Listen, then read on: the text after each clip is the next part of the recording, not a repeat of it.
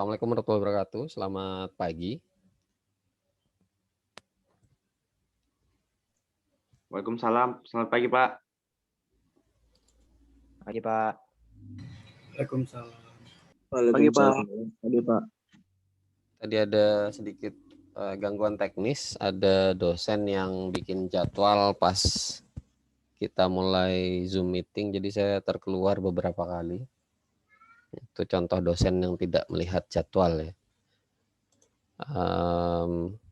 Hari ini mungkin saya nggak banyak menyampaikan materi dan juga terkait dengan yang kegiatan kita sebelumnya, ada beberapa hal yang ingin saya sampaikan. Anjir, Bang masih online.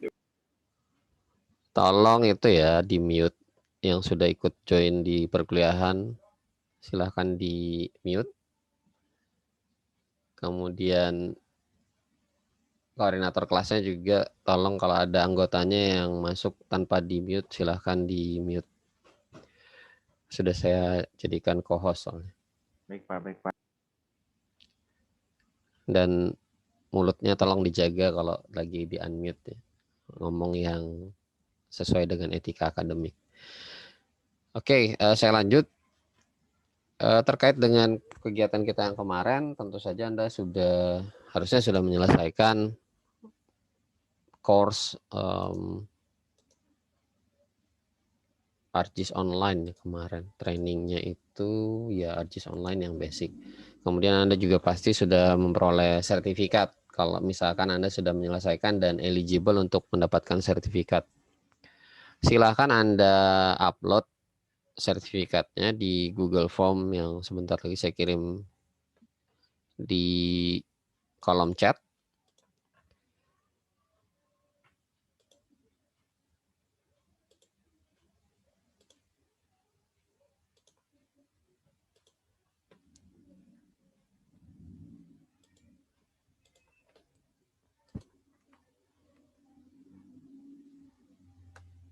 Anda silahkan upload, nanti selain nama dan NIM, Anda juga bisa upload sertifikatnya ke situ. Nanti itu akan saya collecting sebagai bahan penilaian untuk Anda. Karena Anda sudah menyelesaikan yang ini, yang ArcGIS Online Basic.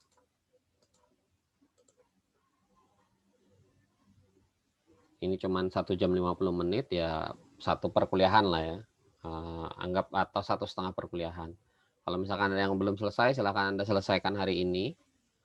Minimal besok lah, saya tunggu. Kalau misalkan besok sampai dengan jam berapa ya, jam 5 lah, jam 5 sore Anda belum menyelesaikan, ya nanti sudah saya anggap ininya sudah saya close gitu. Kemudian kalau ada yang ingin Anda tanyakan, ini juga akan saya upload. Bukan saya upload, saya kirim linknya. Mungkin ada yang Anda tanyakan perkuliahan kita, baik yang sebelumnya ataupun nanti yang buat ke depan.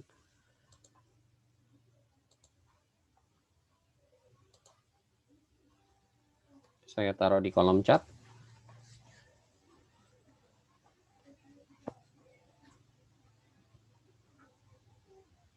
Jadi nanti kalau ada yang ingin Anda tanyakan, Anda bisa bertanya lewat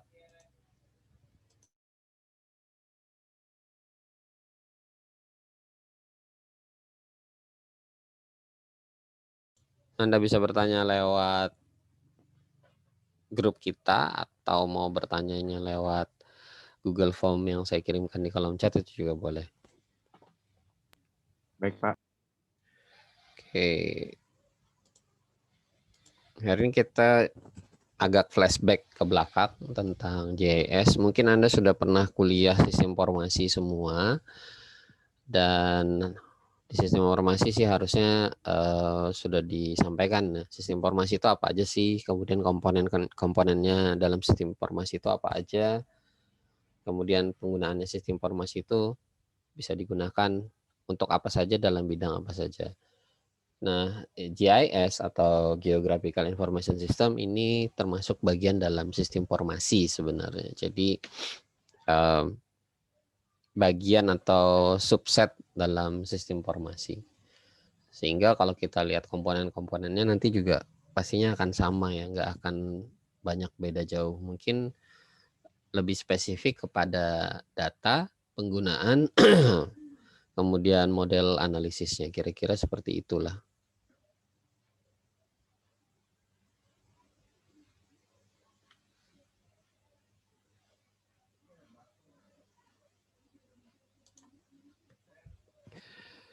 Nah, kalau kita mengacu ke pengertian GIS atau sistem informasi geografis, maka di internet itu akan banyak sekali pengertian yang diberikan oleh berbagai macam institusi. Kalau kita mengikuti kurikulumnya Esri, maka kita bisa lihat bahwa di Esri itu mengambil pengertian seperti yang terlihat di layar kita. Slide saya kelihatan? Kelihatan, Pak? Kelihatan, Pak. Kelihatan. Kelihatan, Pak. Oke. Dari Esri ini menyatakan bahwa sistem informasi geografis itu adalah sebuah framework untuk mengumpulkan, mengelola, dan menganalisa data. Jadi pendekatannya di dalam Esri ini modelnya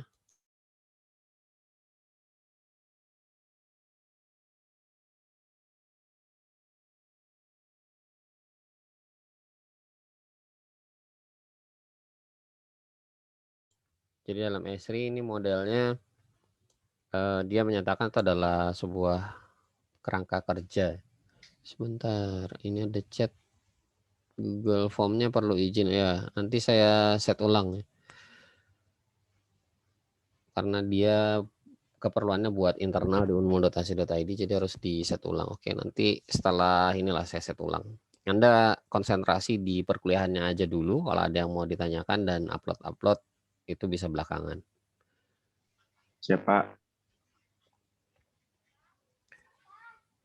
Kemudian dari NatGeo di sini disampaikan GIS itu merupakan sistem komputer yang digunakan untuk mengambil, menyimpan, melakukan pengecekan, menampilkan data yang berhubungan dengan posisi pada permukaan bumi. Aslinya sih mungkin bukan hanya di atas permukaan bumi ya, tapi juga di dalam gitu. Jadi kalau kita lihat lebih jauh, berbagai macam sensor yang ada di satelit itu bisa lihat sampai ke perut bumi. Bahkan ada yang bisa di bawah lautan atau perairan. Gitu. Kemudian kalau kita lihat dari GIS Launch, ini juga dia punya pengertian GIS itu merupakan cabang teknologi yang berkaitan dengan hal-hal yang berbau geograpikal. Bisa jadi tabular data, atau yang sifatnya bukan tabular. Nanti data itu bukan hanya tabel. Jadi kalau kita bisa bikin sistem informasi yang informatif, misalkan kita mau bikin peta yang bisa bercerita, itu kan kadang kita bisa masukkan gambar-gambar, suara, atau multimedia data di dalamnya. Jadi tidak terbatas dengan di sini disebutkan cuma tabular data. Kemudian di dalamnya pastinya ada peta. Kemudian proses analisa, dan berikutnya dipakai untuk menyelesaikan masalah yang ada di lapangan. Nah, ini pengertian menurut GIS Launch. Jadi kalau kita lihat dari ketiganya ini sebenarnya ada persamaan. Yang pertama ini terkait dengan hal-hal yang ada di permukaan bumi. Ya, eksepsionalnya bisa jadi yang ada di bawah permukaan bumi maupun di bawah permukaan air perairan. Kemudian ada data di situ. Kemudian ada analisis. Tentu saja ketiga hal tadi itu juga memerlukan yang namanya software, kemudian ada orangnya, dan tentu saja ada hardware yang digunakan untuk melakukan pengolahan data. Nah, ini yang menjadi ciri khas atau spesifik dalam GIS. Data-data yang digunakan itu terkait dengan data-data geografis. Jadi kalau kita lihat komponennya sih mirip dengan sistem informasi, tapi lebih spesifik lagi data yang digunakan, kemudian teknik analisanya mungkin sebagian kecil yang spesifik memang hanya ada di GIS. Kemudian yang lebih spesifik lagi terkait dengan tampilan mungkin adalah peta. Jadi GIS itu hampir semua mungkin. Saya sih belum pernah menemukan, tapi sepanjang sepengetahuan saya, semua sistem informasi geografis itu menampilkan peta. Jadi kalau ada petanya, jadi kalau dia menyatakan sistem informasi geografis itu sudah pasti menampilkan peta. Kalau nggak ada petanya ya berarti bisa jadi itu bukan sistem informasi geografis.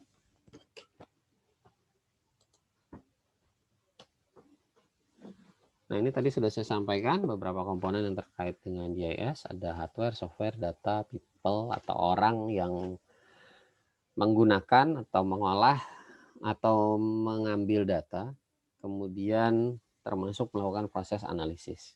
Nah, mungkin sekarang analisis ini bisa jadi bukan hanya dilakukan oleh orang, ya, tapi kita juga bisa melakukan analisis ini melalui machine learning. Jadi yang melakukan proses analisisnya adalah mesin.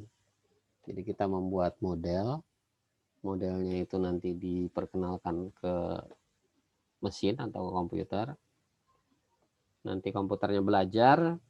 Nah, setelah modelnya itu jadi, kemudian data kita bisa berikan kepada si komputer untuk mencari hal-hal tertentu, entah itu pola, trending, atau pengelompokan, clustering, dan segala macam itu nanti diserahkan ke mesin.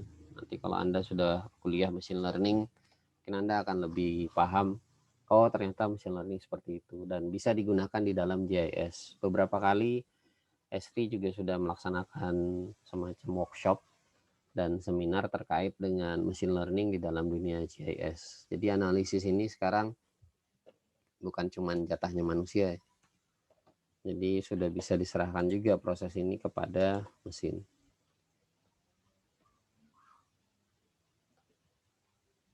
Nah, ketika kita menggunakan GIS, kira-kira mau dipakai buat apa sih GIS ini? Yang pertama, kita bisa melakukan identifikasi masalah atau problem.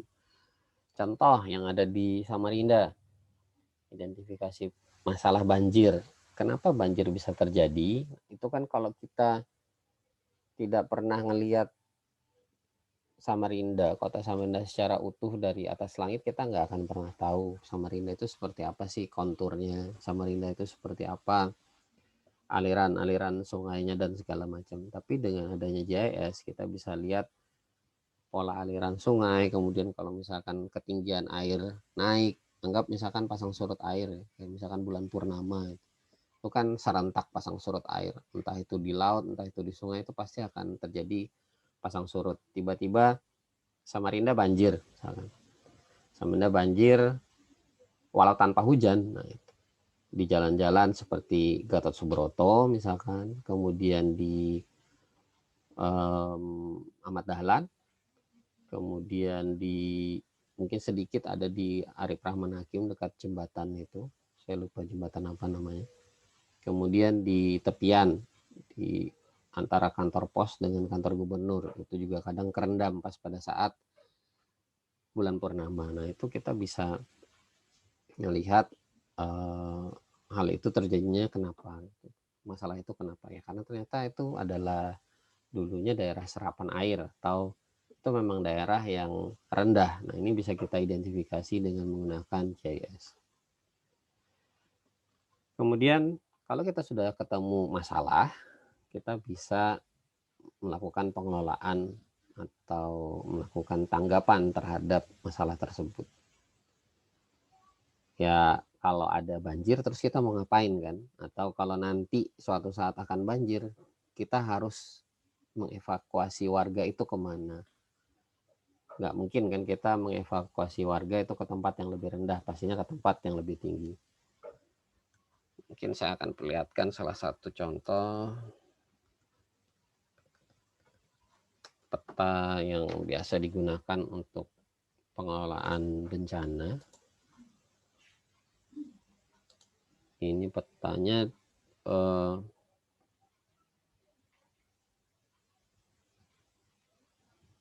Petanya dari PDC sebenarnya, cuma dikelola kalau di Indonesia oleh BNPB. Sebentar, saya perlihatkan dulu.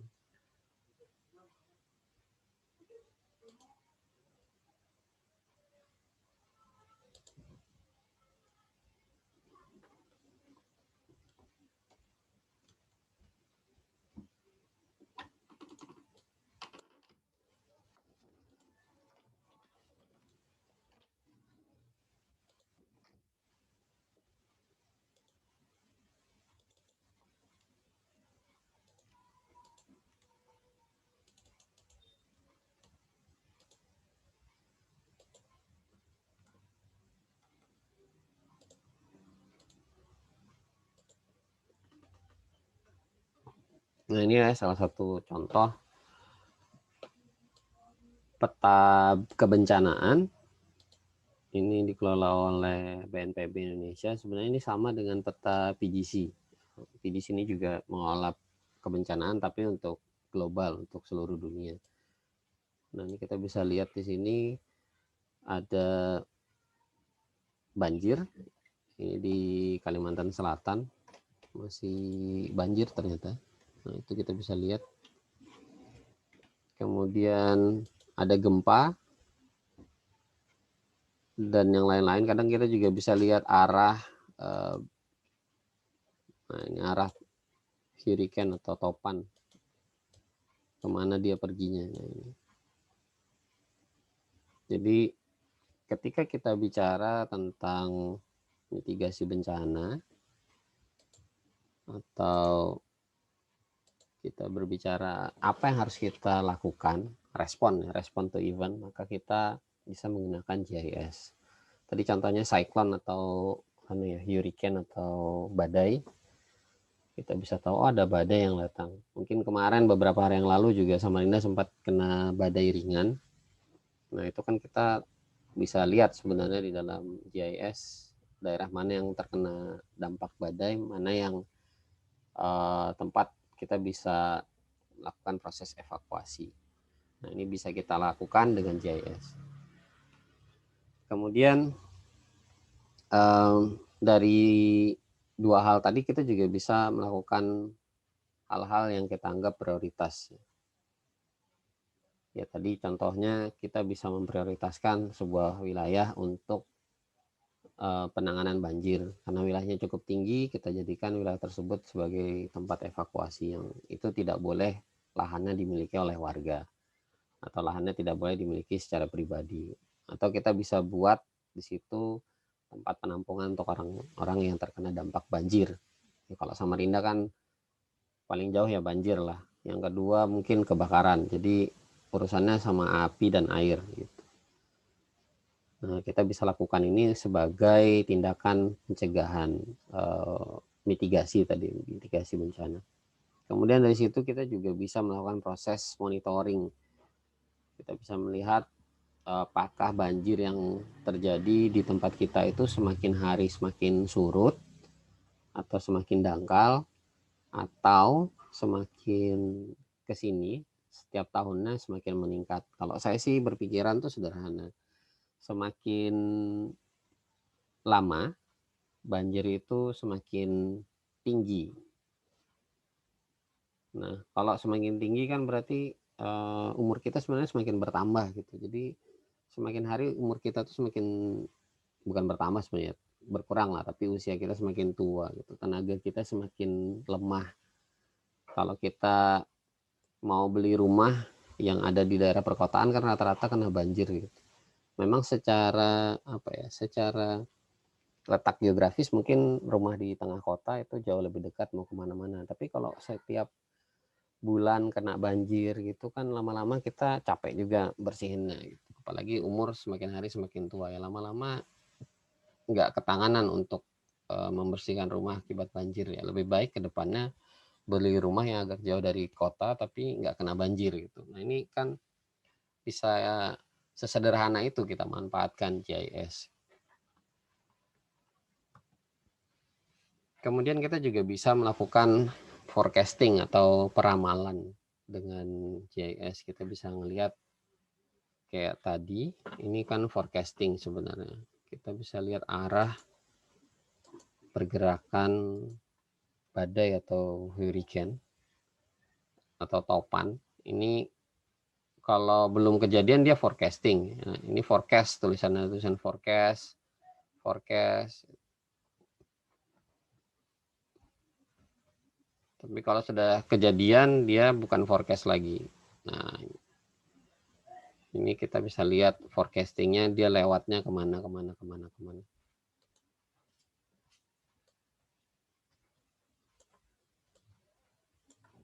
Dengan melihat pergerakan ini, forecastingnya itu kita bisa siap-siap mau ngapain kita terhadap badai tersebut. Yang tadi kembali ke poin yang sebelumnya itu ya. Kemudian trending, nah ini juga tadi terkait trending banjir. Semakin hari itu banjir semakin surut atau semakin dangkal. Kan kita tahu bahwa ternyata banjir itu semakin hari semakin tinggi, bukan semakin dangkal. Itu kita bisa manfaatkan trending tersebut untuk decision making. Jadi di dalam GIS ini sebenarnya juga ada yang namanya decision support system. Di GIS bisa kita jadikan sebagai decision support system. Kalau Anda masih ingat sistem informasi, itu kan level di atasnya ada decision system, di mana sistem informasi itu kita bisa rubah untuk jadi sistem pendukung keputusan. Di dalam GIS juga ada. Ini mungkin saya perlihatkan sedikit.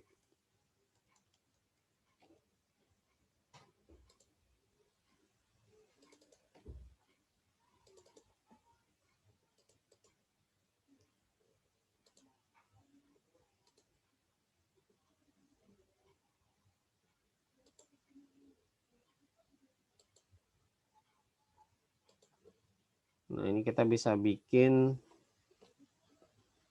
sistem pendukung keputusan mungkin agak beda dengan mindset di orang-orang komputer. Di dalam GIS atau di dalam prodi geografi itu biasanya sistem pendukung keputusan itu modelnya seperti ini. Dia modelingnya seperti ini. Ini contoh yang digunakan untuk pengelolaan hotspot. Kebetulan ini kami mengambil datasetsnya dari Kalimantan Barat. Jadi kebakaran hutan di Kalimantan Barat, data hotspotnya diambil, kemudian dianalisa dengan menggunakan kernel density namanya. Kemudian nanti ditambahkan dengan beberapa hal yang lain.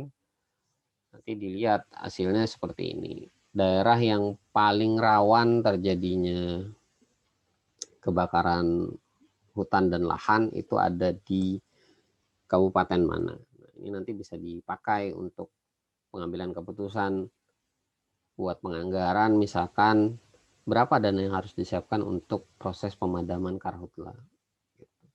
Atau kebakaran itu terjadinya di mana aja sih, ini kita bisa lihat trendingnya. Di lahan yang seperti apa gitu. Ternyata yang paling banyak sawah gitu, karena orang membakar lahan untuk menanam padi misalkan seperti itu ya. Tapi ini contohnya di Kalimantan Barat.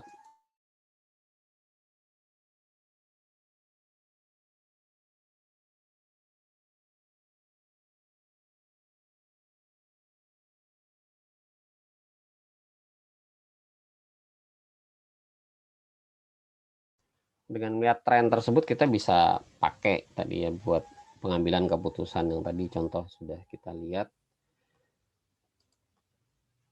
Kemudian bagaimana GIS ini kerjanya atau cara kerjanya, tentu saja dengan memadukan beberapa hal. Yang pertama peta, karena ini adalah terkait dengan permukaan bumi, pastinya kita memerlukan peta. Tadi Anda juga sudah lihat di slide yang sebelumnya, kita juga menggunakan peta.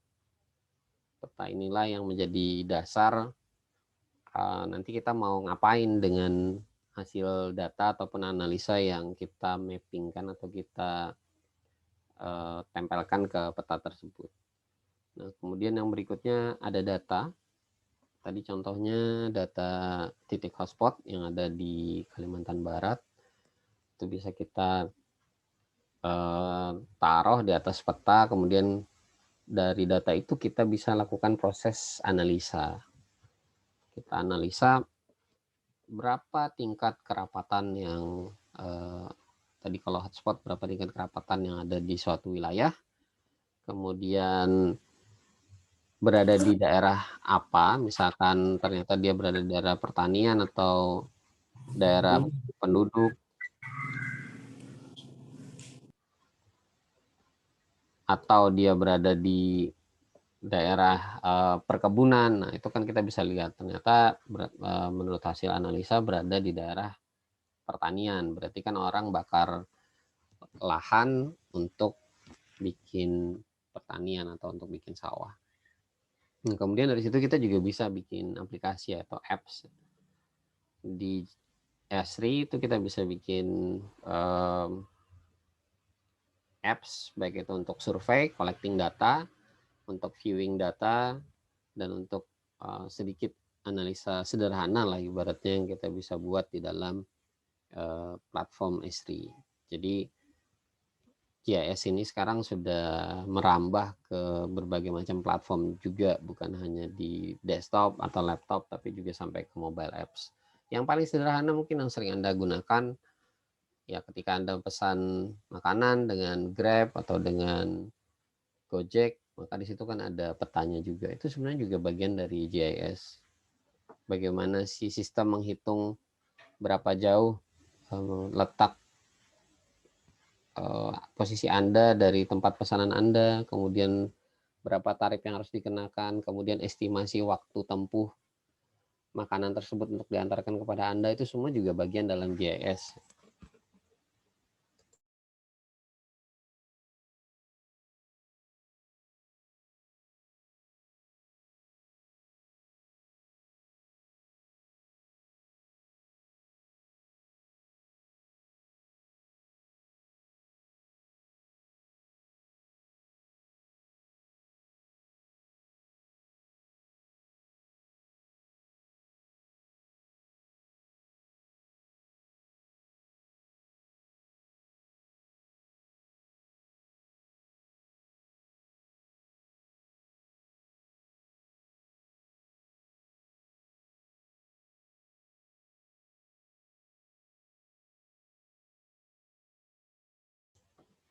Nah, kemudian setelah kita tahu GIS itu apa aja, komponennya apa saja, kemudian tadi kita juga lihat contoh-contohnya seperti apa, kita berikutnya menggunakan GIS ini untuk apa. Nah, yang paling sederhana kita bisa gunakan untuk kegiatan-kegiatan yang sifatnya emergensi. Misalkan terkait dengan natural disaster atau bencana alam. Kita bisa pakai untuk memprediksi adanya bencana alam, kemudian kita membentuk respon teams yang mau mengelola atau melakukan mitigasi terhadap bencana tersebut. Dan ini saya rasa hal yang paling krusial ya, karena ini terkait dengan nyawa manusia. Kemudian yang kedua, kita juga bisa mengatur kebijakan atau policy terkait dengan konservasi, misalkan lahan gambut, lahan mangrove, ataupun hal-hal yang terkait dengan pelestarian lingkungan, misalkan efek kegiatan industri atau kegiatan manusia yang menimbulkan polusi. Nah, itu juga kita bisa gunakan GIS untuk hal tersebut. Kemudian untuk perusahaan, misalkan apa sih gunanya GIS? Tadi sudah saya contohkan, kayak Gojek atau Grab itu kan mereka menggunakan GIS sebenarnya untuk perhitungan jarak, untuk mengestimasi berapa biaya yang harus dikeluarkan oleh seseorang ketika melakukan pemesanan, baik itu kendaraan maupun pesan makanan dan yang lain-lain. Contoh lain misalkan, untuk apa GIS digunakan oleh perusahaan? Dia bisa membuat cabang misalkan berdasarkan informasi dari GIS. misalkan saya mau buka apotik kimia farma nih, di daerah mana yang belum ada kimia farmanya, atau di kecamatan mana yang ada kimia farmanya gitu. Nggak mungkin kan kimia farma itu seberang-seberangan gitu. Misalkan kimia farma di Dr. Stomo itu ada 2 gitu. Itu kayaknya hal yang mustahil. Pasti dia akan melihat pertama itu adalah sebaran penduduk. Itu bisa dicek dengan GIS juga. Kemudian dari kantong-kantong penduduk tersebut baru dilihat jarak kimia farma terdekat. Kalau misalkan ternyata kimia farmanya cukup jauh dari kantong-kantong penduduk tersebut, kimia farma ya bisa mempertimbangkan bahwa akan membuat cabang kimia farma di situ gitu. Karena itu kantong penduduk, saya belum punya apotek di situ atau di kecamatan itu, dan itu adalah potensi. Nah, jadi itu adalah apa ya, semacam decision support system juga gitu, sistem pendukung keputusan yang itu bisa membuat si kimia farma mendapatkan peluang untuk membuka pasarnya lah di situ.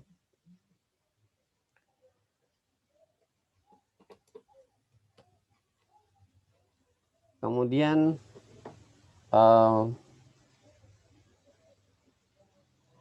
untuk infrastruktur, nah ini juga bisa kita ya misalkan di pemerintahan tuh biasanya punya yang namanya RT/RW, rencana tata ruang dan tata wilayah. Jadi pemerintahan itu biasanya akan punya RT/RW, yang mana RT/RW ini bukan RT/RW rukun warga, rukun tetangga ya, tapi rencana tata ruang dan tata wilayah ini digunakan untuk mengatur blok-blok di mana di situ diatur daerah pertanian itu sebelah mana, daerah penduduk sebelah mana, daerah industri sebelah mana, perkebunan sebelah mana, atau migas di sebelah mana. Nah, itu bisa diatur seperti itu. Nah, ini juga bisa diatur. Maksudnya ini juga bisa kita gunakan untuk mengatur atau mengelola bagaimana kita meletakkan penduduk atau warga agar warga itu berada di daerah yang aman dan nyaman untuk warga tersebut. Jadi kita bisa menggunakan GIS ini untuk hal-hal yang seperti itu. Kemudian penyakit, nah ini contoh penyakit ya. Untuk mencegah penyebaran penyakit.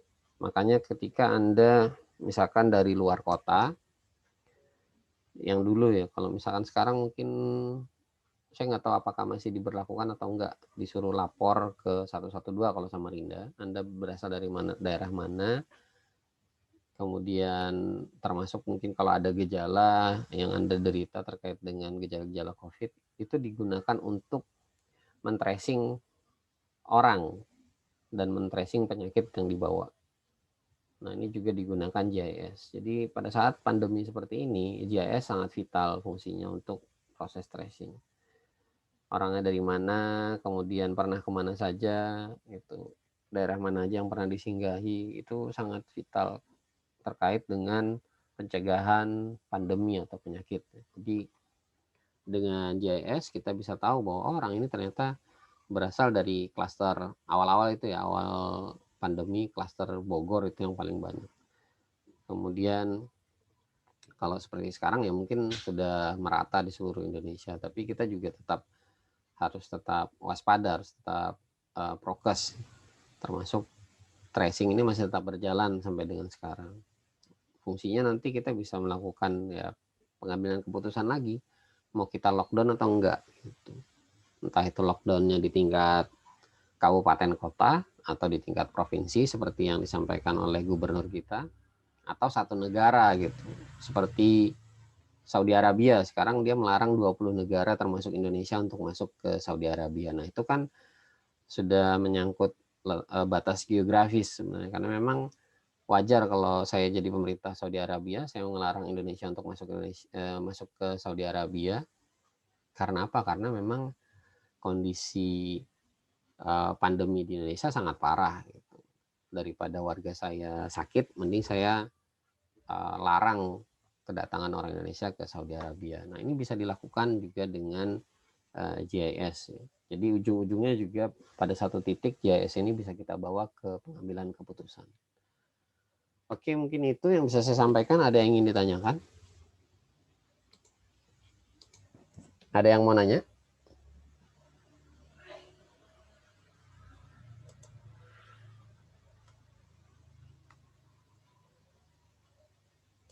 Sepertinya tidak ada, Pak. Oke, kalau tidak ada yang mau ditanyakan untuk perkuliahan hari ini saya cukupkan. Nanti untuk pertanyaan kalau masih ada Anda bisa buka di form Google Form kita. Terus juga bisa di grup, WhatsApp grup. Nanti yang untuk Google Form untuk izinnya nanti saya akan open deh. Oke, mungkin itu aja yang bisa saya sampaikan hari ini. Terima kasih. Assalamualaikum warahmatullahi wabarakatuh. Selamat pagi. Waalaikumsalam warahmatullahi wabarakatuh. Waalaikumsalam warahmatullahi wabarakatuh. Pagi, Pak.